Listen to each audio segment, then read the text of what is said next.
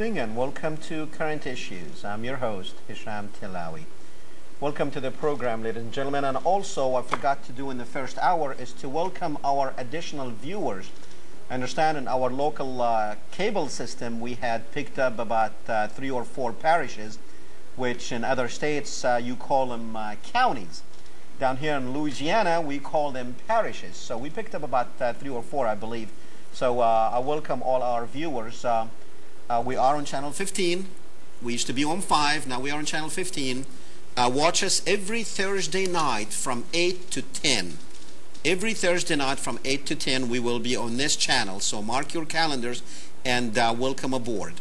Ladies and gentlemen, in this hour, now let me comment a little bit on the first hour. As you know, our style here and our format is to bring, we had brought you people from far left to far right and everything in between. We had brought you Muslims, Jews, and Christians and everything in between and beyond. You do know, for those of you who have been watching the show in the last 4 years, that we bring people on and it is you, our viewers, to challenge them on their opinions. If you don't like something that the guest says, we do have the phone number on the screen. You can call us, make a comment, and challenge them. The only thing we ask you to do is to, no matter what the guest says, that you need to be pleasant and professional. Do not use any vulgar language. We will not take it, and we will push this button here that will just take you off right away. So we welcome your phone calls and we welcome your comments. Ladies and gentlemen, in this second hour, we will be speaking with investigative reporter or 9/11 investigative reporter Christopher Bollyn. Christopher writes for the newspaper, the only independent newspaper in the United States, the American Free Press. Now, what he does, he is not your normal everyday New York Times reporter. He reports what he sees and he reports what he feels basically without any baggage in the back that he has to worry about, because he is independent in his thoughts and he will say it just like it is. Now, he has been writing about 9/11 and he has been discovering a lot of stuff about 9/11, and he was the first one to basically bring these different ideas and opinions and different findings about 9/11. But you do know that whenever you talk about 9/11 and about these so-called conspiracy theories, that very much they're not theories anymore. It is definitely a conspiracy, but you cannot call it a theory because it has been proven in the court of public opinion, that is. Those who want to know. But those who are watching Fox and CNN, of course, you're still in the dark on a lot of these things. But you know what we have talked about 4 years ago, now the mainstream media is kind of trying to touch it a little bit and see how far they can get away with. If you have been watching Lou Dobbs, he has been coming very close into talking about things that we talked about 4 years ago, and people said, you're crazy. Now, Lou Dobbs is kind of touching a little bit on that.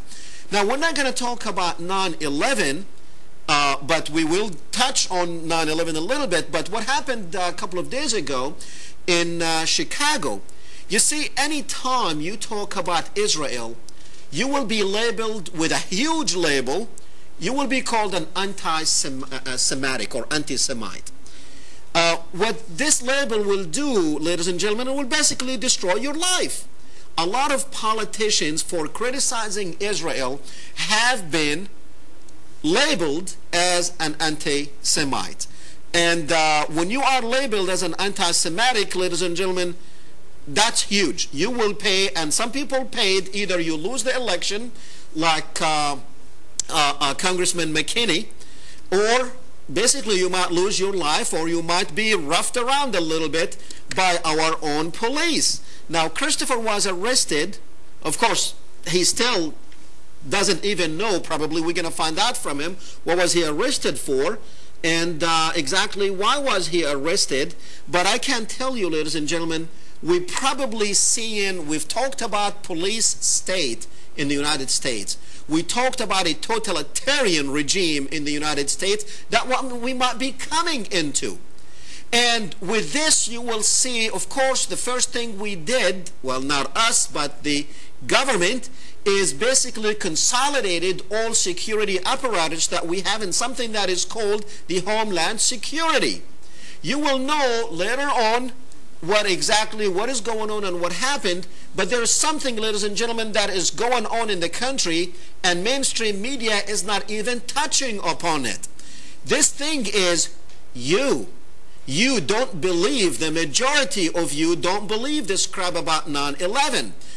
As a matter of fact, let me tell you something to show you how the media is controlling what you see and controlling your brains. 74% on Monday, there was a poll that said 74% of Americans can name the Three Stooges. But only 42% can actually name the three branches of government that we have. Now, do you know the three branches of government that we have? I'm not going to tell you. You need to go and look for them if you don't know. But I don't blame you, because you're not taught. You are basically programmed to believe one way. And as a matter of fact, they probably don't even want you to know the branches of government and how the government works. So you will remain the programmable sheep. And that's exactly what they want you to be. Now, we are witnessing, ladies and gentlemen, something going on, something brewing under the surface in the United States. I don't want to be the first one to call it an insurgency, because that is a huge word. You know, we have insurgencies in Iraq, but we are talking about, now we're not talking about an armed insurgency here, but we're talking about an intellectual insurgency that is going on in the United States.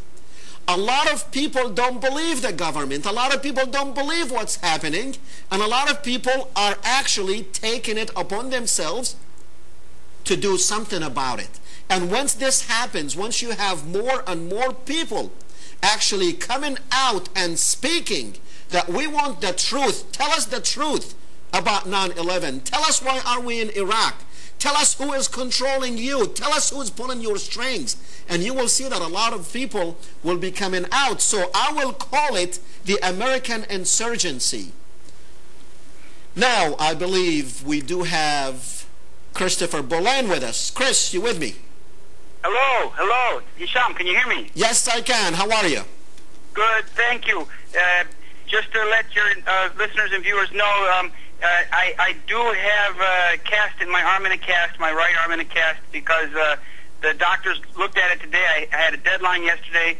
It was sore, and so I do actually have some evidence that I was injured by this police altercation. But before you go on, well, go ahead. I wanted to say something about Michael Chertoff and the Patriot Act. I want you to go ahead and do that, and then we'll come back to what happened to you. Sure. I heard your introduction, and the thing is that people have to understand that the Patriot Act, which is, of course, doesn't mean anything about patriotism at all. It's an acronym. But this police act that's called the Patriot Act was put together by Michael Chertoff and his Vietnamese colleague at the Department of Justice. The Vietnamese man's name I don't remember. But Michael Chertoff was primarily architect of the Patriot Act. And, of course, he is the Director of Homeland Security, the Secretary of Homeland Security, and he is also the son, of course, of one of Israel's first Mossad agents. He's an Israeli citizen, too, isn't he? He's an Israeli national. He's an Israeli national. I called his office several times on this. He never spoke to me directly. But he is, of course, Israeli national because his mother was an Israeli when he was born. His mother's an Israeli, and that makes him an Israeli national regardless of where he's born. So what you're telling me is the person that is in charge of Homeland Security is actually an Israeli national. Yes, sir. And it's interesting, he's also in charge of, if you look at the Homeland Security site, he's also in charge of the Secret Service, which provides security for the President of the United States. So he's in charge of the Palace Guard, if you will. So, you know, this is a very sensitive position because, you know, a failure by the Secret Service can lead to the President being killed, like we saw with John F. Kennedy. So he's a very, very, very powerful man, and he's an Israeli national. He has an Israeli-American nationality. So he go to any Israeli embassy any day and claim a passport, and they would give him a passport. Okay. Now, Christopher, you do write for the American Free Press, and you have written for articles about 9/11. But at the same time, you cannot write about 9/11 without touching the Israelis. And if you do criticize Israel or the Israelis, they will call you an anti-Semitic. Now, do you think what happened to you a couple of days ago has anything to do with your writings? Yes, I think it does. I think it does. The people at my newspaper think it does. My publisher thinks it does, and other people like Eric Hoshman thinks it does. Because I happen to be, as a journalist, I was in New York City with my family on 9/11. We had my wife even had a dream that something like that was going to happen in New York a few days before. So it's a very uncanny thing. But I began investigating 9/11 on September 11th as I was leaving the area and going back to Chicago. Now the thing is that I did not approach this thinking that Israel did, but Israeli involvement was, in my mind, because Israel has done so many false flag terrorism acts in the past, like the sinking of the USS Liberty, the Lavon affair in Egypt, the bombing of the King David Hotel in Jerusalem. Israel actually, the modern term of terrorist was coined because of the Israeli, the Zionist terror that they brought to Palestine in the 30s and 40s. It's people like Menachem Begin and Yitzhak Shamir and these people. The state of Israel was born out of terrorism, and that has to be understood. The architects of terror are Israeli. The mastermind behind the war on terror is a man named Benjamin Netanyahu, an Israeli former prime minister. He wrote a book in 1986, The War on Terror, How the West Can Win, in which he laid out exactly, the blueprint of what we're seeing today. Okay. Tell me what happened with you a couple of nights ago. Okay, it's very simple. I don't have a car. I drive.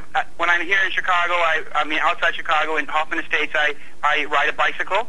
It's a very nice summer, and I ride bikes everywhere. And I was riding my bike to the store near my house, a block away, and I saw a car, an unmarked car, a regular black sedan with 3 heavily armed men in it. And I thought, that's very odd. I live in a very quiet suburban town where I've lived basically all my life. My family's lived here since 1957. I know the town very well, and there's no crime or anything that would warrant such a military-type squad to be driving around my neighborhood. Then I parked. I thought about that. I thought to myself, they're coming to my house. I thought they were the feds. They were coming to my house. This is it. Well, then the next night, I just got done watching some of Lou Dobbs about the Lebanon thing, and I came outside, and this car is in front of my house, going very slowly past my house. And I was surprised, and I just said, "Hello, FBI," and the police waved back. The person in the car waved back. Unmarked car, 3 men. And a bunch of kids saw it, and they were there. And then I rode to the store. I talked to my wife, and she said, "Well, you should ask them what they're doing in our neighborhood, who they are." I thought about it. I drove to the store, and by the time I got to the store, I was really quite concerned. So I called 911, and I spoke to the operator and said that there's a strange car with 3 armed men with, bulletproof jackets and guns and things driving in my neighborhood, and I don't know who they are, but I think they're FBI, and I was very worried. So they said, "Well, okay, we'll send an officer to your house. We'll send a police officer to your house, and we'll meet you in 20 minutes." In 20 minutes. So this was all about a half an hour later, after these people had gone back by my house. I look outside, and this car, this very threatening car, with these 3 men in body armor and weapons, are on my driveway. And my wife is out there, my little 8-year-old girl, and my house, which may have been a mistake. And I asked them, I said, "Who are you? And why are you, menacing our streets? Why are you driving around my neighborhood? Particularly, why are you driving around my house, night after night after night?" People have to understand, Hoffman Estates is one of these suburban towns. It stretches for like 20 miles. It's a very, very spread out town. It reaches from, it's in the Cook County, but it reaches a very, very large area. And I live in the very old part because my family was one of the founding families here. Well, in any case, I asked these men who they were, why are they going around the neighborhood, They didn't identify themselves. They would not identify themselves. They wouldn't say that we are such and such officer, the Hoffman State Police Department. And then my little daughter said, Dad, stop talking to them. Don't say anything, Daddy. They'll arrest you. Because she's seen a lot of these things before in the past. And I said, and then the police officer apparently said, yes, we'll arrest you. And so I said, I had to go talk to I had to get my brother. So I turned around to go to my house to get my brother, and that's when they grabbed me, threw me on the lawn, kneeled on top of me, 3 men kneeling on top of me, 1 kneeling on my head, and they put handcuffs on me, and for good measure, they also put a taser gun on me. I've been charged with resisting arrest, which I didn't do, and I've also been charged with aggravated assault, and the newspapers here in Chicago have basically written articles using only what the police said. And the police report is complete rubbish. The police report says that I was going to my house to get a weapon. I don't even own a weapon. But that's the kind of thing, you know. And Hesham says, I heard your introduction. I do want to say one thing. It had been a very active day. It was a Tuesday, and I had been very, very active in my 9/11 investigation, which, of course, is basically Israel-centered now. And I had spoken to the Israeli embassy in the morning about casualties in Lebanon. I wanted to know what the true casualties were, and if it's true that 78 Israeli tanks had been knocked out by Hezbollah rockets. And then I also spoke to the Israeli consulate in Chicago, and I spoke to who I considered an Israeli man, an older Israeli man, who's the former president of Israeli Aircraft Industries, and an Air Force officer from the old-time Israeli Air Force, who's lived in America for like 30 years, and I think that he may be very well involved in 9/11. So I had made a lot of calls also about this Comverse, Odigo, the Israeli connection, because the founder of Comverse Technology, who owned Odigo, which was the instant messaging service, which alerted all the Israelis about 9/11 hours before it happened, recently fled the United States with $60 million that he made by doing fraudulent stock options. Now, Chris. His name is Kobe Alexander. Go ahead. Okay. When they took you to the station, now you were interrogated for 6 hours. What did they tell you? No, I was jailed for 6 hours. First, I was beaten in my house. I would call it beaten. I was subdued and tasered. And but did they talk to you? Did they say why they did that? Why you were arrested? No. And when they put me in the jail cell, I asked them, why were you in my neighborhood? And the police arresting officer said, we're watching you. He said that very clearly. Is that a joke? I don't know. He said, we're watching you. And I take people at their word. But these police throughout, I saw from the very beginning, would lie and insult. They insulted my mother. Did they have a warrant for your arrest? No, of course not. Were you charged with anything? No, of course not. So you spent 6 hours in jail, and then they said you can go? Oh, no, they charged me. When they got me in the jail, they charged me. When they took me to the jail, they charged me. With resisting arrest, right? Resisting arrest, and they said aggravated assault. Okay. Both are baseless charges. But before that, what did they have on you to come to your house to do that for? Why? Okay. Nothing. I called 911 because this suspicious car was prowling my neighborhood, which is we have no gang problems here. So basically it was just harassment of an investigative reporter, you think? I think so, because I don't understand why this car would be provocatively cruising in front of my house 2 nights in a row. And that I find very odd. Okay. As I said, we don't have any crime problem here. Okay, I tell you what, Chris, stay with me. We're going to take a quick break, and then when we come back, we're going to go to the phone calls. We have all lights lighting up. I'll be here.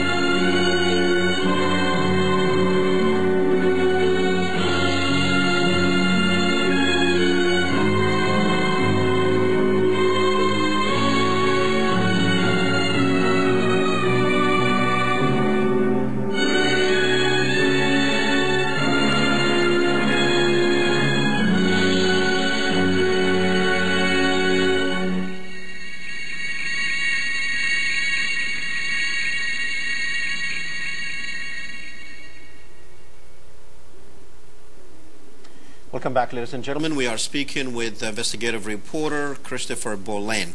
Let's go to the phones with James on 2. Go ahead, James. Hi, Christopher. It's James. How's it going? I just wanted to express my support for you, of course, in your writing and all that, and exposing the Israeli connection to 9/11. I wanted to also discuss Michael Chertoff and his connection to the Mossad agents that were basically detained and then quietly let go a month or so later, maybe a little longer than that, that Carl Cameron of the Fox Neocon News Channel had basically touched on that, and then the pressure from the pro-Israel lobby, JINSA, the Jewish Institute for National Security Affairs and such, had pressured to have that removed from the Fox News Channel website. But anyway, I think it's real important that we stress this Chertoff connection. He had basically allowed those Israeli Mossad agents that had a specialty in ordnance and surveillance that were tagging the hijackers. I'm not saying that Israel is directly involved with the attack yet. I haven't seen the smoking gun for that.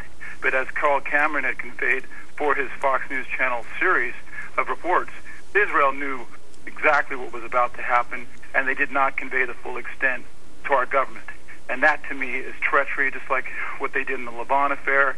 And we saw the Israelis recently honoring the Jewish terrorists who attacked us in the Lebanon affair. That was in the Israeli newspapers recently, but wasn't covered here in our pro-Israeli biased news.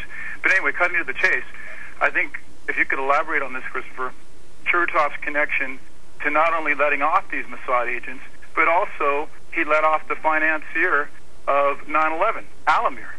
And here's this guy who's in charge of Homeland Security, and as your excellent reporting conveyed, he also, basically is an Israeli dual loyalist, single loyalist.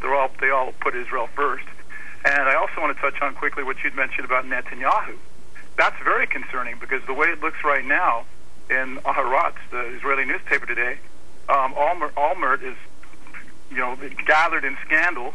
Some house he bought at a real low price or something, and it looks like a clean break Netanyahu is going to take his place here, replace the Kadima party with the Likud, and that's the neocon dream in accordance with that clean break agenda. So how far off are we from hitting Syria and Iran in accordance with it? We're in very troubled times. Okay. Thank you, James. Christopher? I didn't hear. I wasn't able to hear the question. Oh, he didn't really. He made a comment about Chertoff letting off the financier of 9/11, and also letting off like he knew he covered 9/11. Chertoff. Yes. Did you say Chertoff? Yes. And what Chertoff is what is Chertoff doing? No. At the time of 9/11. Yes. What he had done is he basically covered up for the Israelis and for the financier of 9/11. Of course, Chertoff was the Assistant Attorney General in charge of the Criminal Division of the Department of Justice. Correct. He was the highest person overseeing the FBI and the criminal, the law enforcement in the United States. John Ashcroft was a pathetic person who was being controlled by the Zionists. The real key person in the Department of Justice on 9/11 was Michael Chertoff. And if you remember, even Fox TV, Carl Cameron had a piece where he in December of 2001, he talked about the 200 Israelis who were held in Israeli jails because of their involvement in 9/11. There were something like 140 art students, so-called art students, these Mossad agents. Then there were 60 Mossad agents who posed as movers, like the ones that were caught on 9/11 videotaping and celebrating the collapse of the World Trade Center. These are the people that Chertoff allowed to go back to Israel without any interrogation, while he crafted, of course, the Patriot Act, and he's the one who produced this list of the 19 Arab suspects, half of whom are still alive and kicking. And Michael Chertoff is the key person who mismanaged the non-investigation of 9/11. He's the key person. There's no question about it. And I happen to be, I discovered that Michael Chertoff was not only was he Israeli, I revealed that in my little newspaper, American Free Press, but then I also found that his cousin was the person who wrote this piece that was printed in Popular Mechanics, in which they tried to bolster the government version of 911. The Chertoff family, he and his cousins, they're deeply involved in this. And that is a pretty good indication, being the son of a Mossad agent, that Israel is deeply involved in 911, at least circumstantially. Okay. But I have found so many links. It's amazing. Okay. Israel's written all over it. Chris, I want to jump into something else. We have 9/11. We have saturated 9/11 with there's so many unanswered questions, and the government, I believe, needs to come clean. And there's two things that if they can come clean on, then everything else will basically fall through. If they can prove that it was a plane, it was the plane, I don't know if it was United or American that hit the Pentagon. Yes. If they can prove that, and if they can prove that those two buildings were not imploded, then everything else will just be, now why couldn't they, you saw a few months ago, when they came out with the video saying, oh, here it is, there's the plane, and it was nothing but a streak of light that no one could even tell what the heck it was. Why can't they just come out and say, this is the plane, there is a body, there's just like one little finger that was left, there's something that was left out of all the luggage and all the people and all this huge plane that was left. Why can't they just come out and say, here, stop all these conspiracy theories? Yes. Why can't they do that? Because they don't have any? Exactly. The FBI went around early in the morning on 9/11, after the Pentagon was hit, and confiscated the video footage from the Sheraton Hotel and the gas station, whose video cameras were directly overlooking the crash site. If they have, why don't they reveal this to us? Okay, so hold on, because Chris. they don't have any evidence, because it was not a 757 that hit the Pentagon. That's why. All right. Now, Stephen Jones proved beyond any reasonable doubt that it was thermite or thermite that has... Thermite, yeah, right. Well, some people pronounce it thermite too. No, yeah, thermite is sulfur, right? You're correct on both ways, yes. Okay. So now, he proved scientifically that that was the cause of these beams being basically just sliced like butter, like a hot knife in butter. And so he proved that, which means, and they know that, it's all over the news. He has been interviewed by a lot of people. Alex Jones had him on his symposium. So a lot of people know that. Why the government is not coming out and saying, no, this is not truth, this is the truth? Does that mean that they are really operating in the open now, that they're not afraid of the American people finding the truth? Yes, it's a very good point you raised. You see, what they do now, their modus operandi is that they consider 9/11. They think that 9/11, their version of 9/11, is believed by enough of the people that they can carry on with their aggression now in the Middle East. The war on terror was instigated, of course. The seminal event of the war on terror is 9/11. They feel that enough people in the country believe that, and if they can marginalize us, you and me and people like Eric Hufschmid, if they can marginalize us and call us names and say that we are crazy or whatever, then they will continue to go on with their policy, their policy of aggression in the Middle East, and at the same time the removal of civil rights in this country. Do you think what happened to you is the beginning? I beg your pardon? Do you think what happened to you a couple of days ago is just the beginning of harassment for the truth movement, for people in the truth movement? It's not the beginning. They shot that Zabur boy up in Minnesota. He was a 9/11 investigator like me. He was a student at Clemson University in South Carolina, and Michael Zabur, I think was his name, and he was shot dead in Minneapolis in a very, very strange and unexplained murder, which has not been investigated. So, I got out of this pretty lightly. I just got the Palestinian treatment. I was just treated like a Palestinian gets treated every day of the week in the occupied Palestine. My arm is in a cast, and Well, you're lucky because Palestinians normally don't make it out. Exactly. So if you got your arm in a cast, that's a lot of people in Palestine would love to have that. Now, let me ask you this: Do you foresee? I mean, I called it an American insurgency. Do you foresee an American insurgency? I hope so. I think so. You are certainly a very powerful and most unusual person to do this. I mean, you're doing a fantastic job. Most Middle Easterners in this country want to keep a very low profile and want to kind of like go along to get along, and you're doing a great job for your people and your community. I'm really impressed by what you're doing, and it's people like you and me and others. But you see, the American people are so drugged. Seriously, I mean, many of them are actually on drugs, and they are also medicated, and they are taking fluoride water. The American people are in a very compromised position, I should say. And then they're bombarded with TV propaganda and radio propaganda 24/7. So we really have a very hard, tough road to hoe. We have a long way to go, and we have a big struggle. The biggest struggle we have, I think, is to understand the truth and to knock our way, to fight our way out of this, what I call the Jewish screenplay, or the Zionist screenplay that is wrapped all around our mind, our collective mind. That's the biggest problem. Okay, I tell you what, we're going to go to the phones. Let's go, amigo. Go ahead, amigo. Amigo, you do that all the time. You're not listening. Go ahead. I'm sorry, Doc. How you doing? All right, go ahead. Turn down your TV. Yeah, I did. I just did. Okay. You caught me off guard. Yeah, Hi, Chris. How you doing? Listen, hello, I'm feeling better, thanks. A comment, Doc.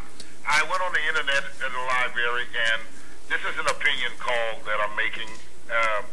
By the way, God bless you and your family, Doc. Sorry. Thank you. Listen, my opinion states this tonight. Thank God, Hezbollah won. The Lebanese people, they won. I love them to death. For me, after going to the internet, all this was a pure case of genocide, what Israel was doing. Okay. Secondly, Bush lost today. Okay, and what I mean by he lost today, this judge says, no way, I'm just putting it in layman terms, no way, she struck down this domestic eavesdropping. Yes. And yes. I love this judge for it. And last but not least, I wonder how Congressman Charles Bustani feels now. That was my comment for tonight. God bless you and your family. Thank you. Both you and Chris. Appreciate it. Thank you. Freedom? Very good Freedom. comment. Yes, I have an important question, Dr. Tillawi. Yes, go ahead. It seems that Alex Jones was detained in Ottawa, Canada, and it seems that something happened to Chris. But I want to ask Chris this. When Alex Jones was detained? He was detained at that Bilderberger meeting. Yes. Yeah. Okay. You don't remember that? Yeah. I mean, I don't know he was actually detained. He was detained for 2 days. But this is what I want to ask you, Chris. If the Democrats take over the House of Representatives this coming November, and John Conyers, who seems to want to investigate 9/11 because he's in contact with people like Dr. Stephen Jones and Alex Jones and all these people there. Now, if John Conyers call an investigation, a 9/11 investigation, and he traces the money, he traces the put options, he calls Silverstein up there who rented the trade center. Now, what do you feel is going to happen from this hearing, or do you believe that John Conyers' life will be in danger? Thanks, Chris. Bye-bye. Thanks. Oh, good question. Well, certainly, John Conyers, if he goes through with an investigation like this, his life would be in danger by the people who want to cover up the crime. I mean, this is a crime of mass murder against 3,000 people in New York City. So any investigation that starts leading to the culprits is going to, the person is going to find himself in danger. There's one thing that's important. I mean, the Democrats and Republicans in this country are a little bit like Likud and Labor in Israel.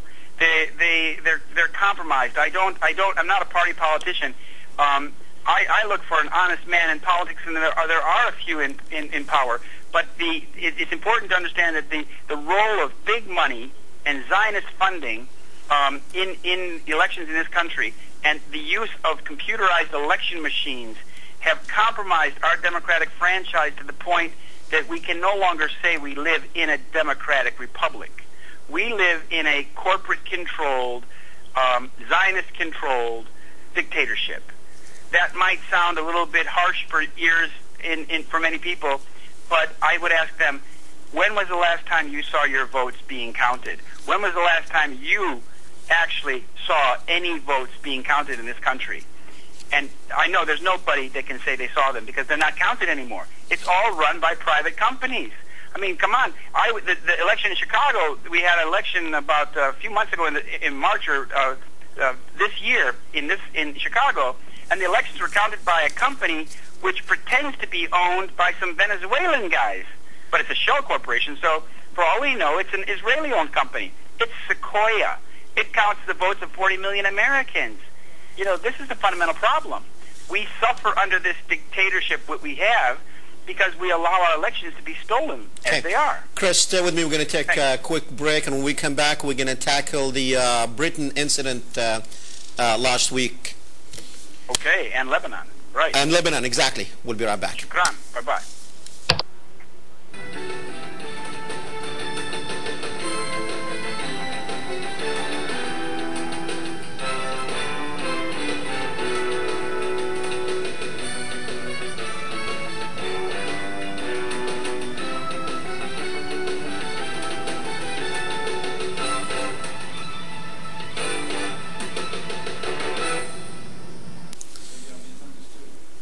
Okay.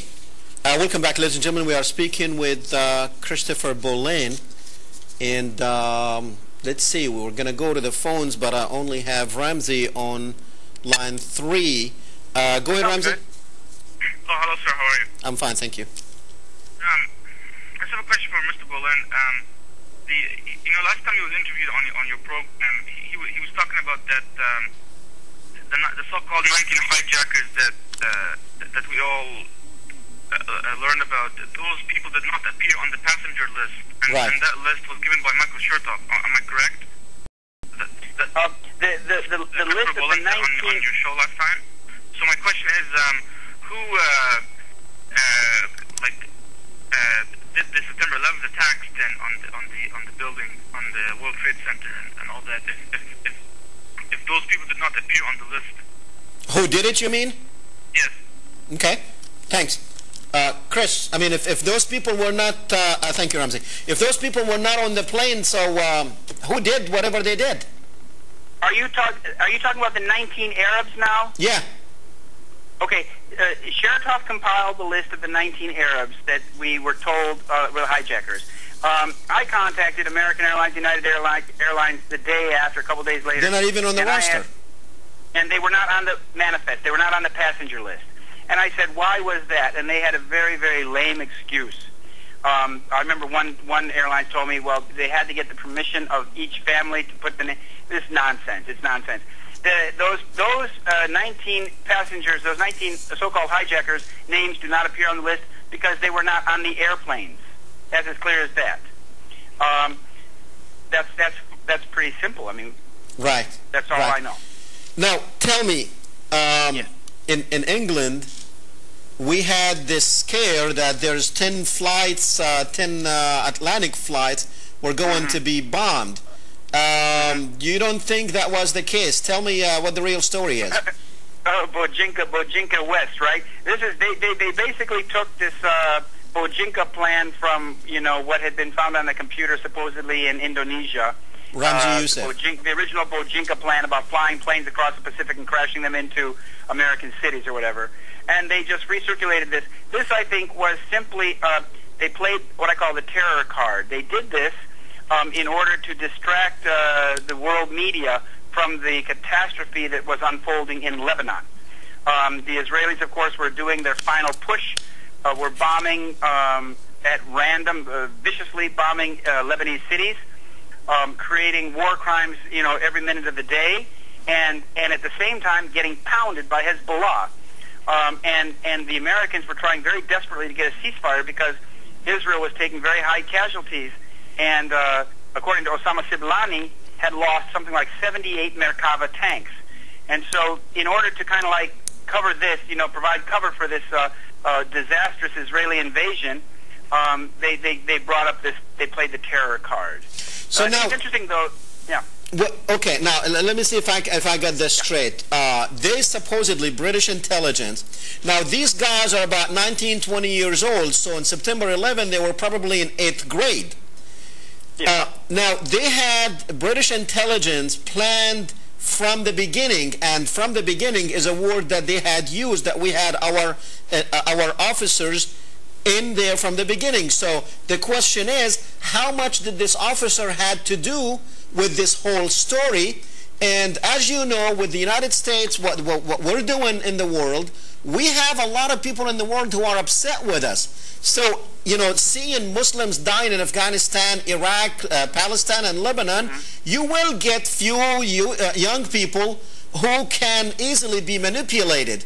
Now, when they said the 10 flights, they took these from, one of them was actually on his computer on the internet, went into one of these services, like Orbit or Cheap Tickets or whatever, and he was trying like London, Los Angeles, London, New York, London, whatever, and just for doing that, they said, oh, that's the cities they're planning to hit. They don't have any proof of anything, and as a matter of fact, some of these people did not even have passports. And also, they're letting some of them out because they have nothing on them. Right. The question is, and also if we take London as one, then we know what happened in Miami with this other group that they did not even know anything about nothing. The operator, or actually the intelligence officer, the FBI, whatever that we had in there, he's the one that planned the whole thing. The same thing happened in Canada, where these 4 Muslims were delivered to them, to their house, fertilizers that they basically did not even ask for, but it was sent to them by this guy who infiltrated them. These are people talking on the internet, just chatting on the internet, and before you know it, you have a terrorist cell. Do you know, you are a reporter, now, do you know of any cells that have been charged and convicted in the United States of terrorism? No. I don't either. And I have to remind you that you also have to look at the false flag terrorism that occurred in 1993 at the first bombing of the World Trade Center, when they paid an FBI informant from Egypt, I think his name was Salem. They paid Mr. Salem $1 million to act as an FBI informant. When I read that, I said, "My God, you pay me $1 million, and I can create a spectacle at the World Trade Center." And this was the FBI informant who was at the center of this first bombing in 1993 at the World Trade Center. And you remember who was in charge of the prosecution of that crime? It was Michael Chertoff, who was the attorney for New Jersey at the time. Okay. Now, I want to go back to London. They needed a diversion because British intelligence did not even have anything on this group to go by, and they needed a diversion, and the United States had forced England to go ahead and do what they did, because they wanted to be a front page story. They wanted the whole world to hear about it right then and there when they stopped letting passengers take even water bottles or medicine or anything. And a lot of people, by the way, left without keys to their homes. They left without keys to their cars because they had to take everything and put it in their luggage that was checked in. And this luggage, because of the way it happened, there was a tremendous amount of luggage at the airport that a lot of this luggage did not even make it on the planes. And now people got to their homes and don't have keys, don't have anything, don't even know where their luggage is. But if they did it the other way, if England would have announced, oh, we have a terrorist cell, then it would have made it to maybe the 3rd or 4th page. So it's not going to be a huge story where the whole world is going to pick it up live. But so they had to do it where people can actually, what I'm getting at here, Chris, is they do this sort of things to program people and install fear in them, so we can go along with whatever the government is doing. We can tell ourselves that, you know what, the government is doing a good job, when they just fabricated this story. Precisely. Dr. Tillawi, this is what they call the Tavistock method. Tavistock method is, of course, this propaganda school in England, which was based on the Nazi propaganda from the Second World War. The most important thing, which this United States government focused on after 9/11, is instilling fear in the population. Because if you make the population afraid, they will go along with whatever harebrained scheme of aggression you have planned. And that's what they've done in this country. They have drastically lowered the quality of life in this country with their constant fear propaganda. And it has had an effect. The average American, even if he thinks he's not afraid, his level of fear that he's carrying around in his heart has gone up a great deal. And they simply played this terrorism card, Dr. Tillawi, in order to push the Lebanon catastrophe off the front pages. Okay. Because, as I said, the situation was very, very, very grim in Lebanon at the time, and Gaza. Very good, Chris. Going back to the phones. James, go ahead. Hey, thanks for letting me have the follow-up, Hesham. Christopher, can you hear me now? I can. Christopher? Anyway, I'll just talk anyway. Christopher, the thing he can I hear wanted to address is I don't buy the take that you have. I respect your writing and what you've done a lot, but I don't buy the presentation that there were no Arabs on the plane. The bottom line is we were attacked tragically at the World Trade Center in '93 by Ramzi Youssef because he had a burning hatred of America for U.S. support of what Israel does on a daily basis to brutalize the Palestinian people. It basically is centered on our foreign policy. And then on 9/11, Ramzi Youssef's uncle, Khalid Sheikh Mohammed, was determined to bring down the towers and finish the job that Ramzi Youssef... James, let me stop you here for a second. Where is Khalid Sheikh Mohammed? The book that conveys this, James Bamford's Pretext for War book conveys this. James. And so does Steve Cole's Ghost Wars book. James. Foreign policy is the issue. The conspiracy theories are basically taking the eye off the ball. We have to adjust our foreign policy. That's the issue here. James, can you hear me? Yes. Okay. Where is Khalid Sheikh Mohammed? Don't you think if he was the mastermind of what happened on 9/11, don't you think we would have him in court and have everybody knows what he did? That's an excellent question, Hesham, because here's the situation. They don't put him on trial. He's in a gulag in Eastern Europe, a former Soviet gulag, being tortured. They don't put him on trial like Moussaoui because he would tell you why he did it. U.S. support for Israel. That's the last thing the neocons want us to hear. Okay. That's the bottom line, Hesham. Read Bamford's Pretext for War book. Read Steve Cole's Ghost Wars book. They had a burning desire to get back to America for supporting what Israel does to brutalize the Palestinians. James, and what Israel did the last time so you think buildings, and now look at the terror that's when you talk you can't hear, huh? Latest incursion. Listen, James. We have to change our foreign policy and cut this rogue state off. James. Look at the Mearsheimer wallpaper. Get rid of this lobby. Okay. That's fine. So you don't believe So you don't believe Stephen Jones? No, I think Alex Jones and these type of people. No, I'm not talking about Alex Jones. I'm talking about the professor. On what we should, which is our foreign policy and support for Israel. I am talking about Stephen Jones, not Alex Jones. And what perspective you don't believe the test that he had done that it's along the same line, isn't it? That it was thermite. Hesham, you look at the buildings. They collapsed under weight. That the fire melted the steel and the buildings came down. To say it's conspiracy theory that there were explosions. What happened with the? Listen. What happened, James? What happened with the plane that hit the Pentagon? Well, it crashed into the Pentagon. Okay. Where did it go? So the debris for it. But here's the thing. You know the key to this? Where did it go? Where are the people who were on the plane? How did they fabricate the phone calls if this was a conspiracy of the people on the plane? I'll tell you what, in another show I'm going to tell you because we had an expert here and he told us how he did. Thanks, James. We're running out of time. Okay. Thanks. Okay, I'll tell you what, we're going to go back to the phones now.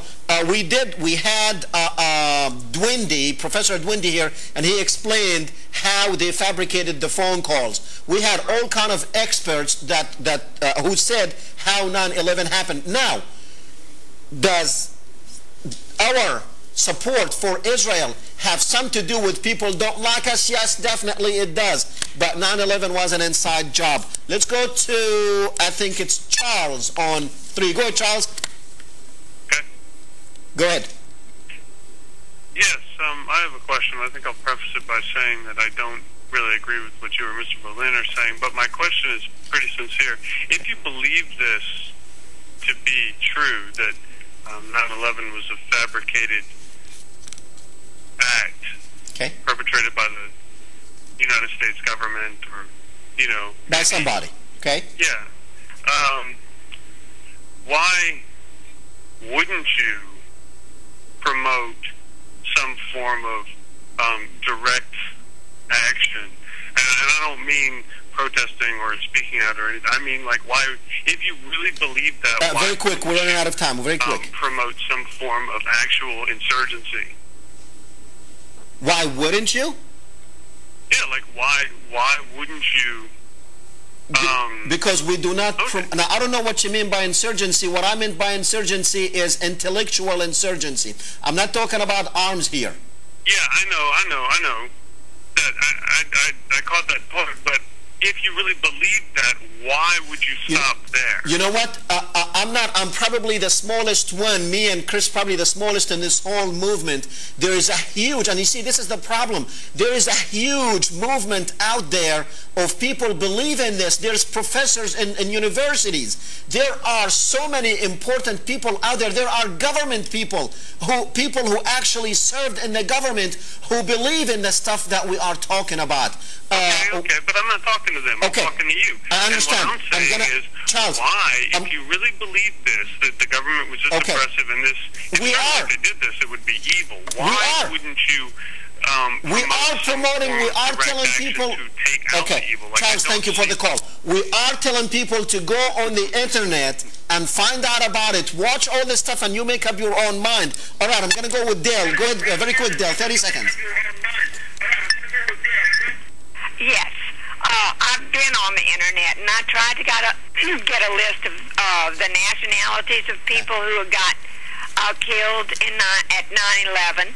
I've tried to get a list of the people who were killed on 9/11. Very quick, and you couldn't. And I cannot find it on the internet. Plus, recently today I heard that someone with Fox quit because Fox was showing the opposite in Lebanon of what was really happening, using children as shields. She got so upset she quit, and then 2 reporters, I think, were also kidnapped in Lebanon. Very good.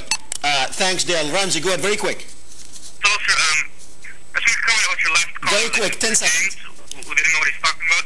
Sir, the steel of the World Trade Center is very, very strong. It's no way it could have melted from the jet fuel. That's scientific.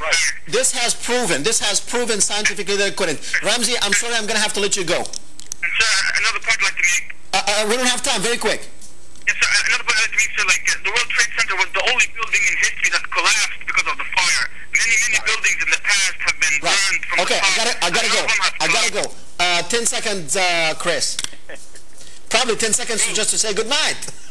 Yes, thank you very much. Shukran Katir. Thank you very much. You have a wonderful show. Thank you. You're doing a great job. Thank you, Chris. very much. Ladies and gentlemen, we will see you next week, next Thursday, 8 o'clock Central. And again, welcome to all our new viewers that we have picked up. Good night. We will see you next week.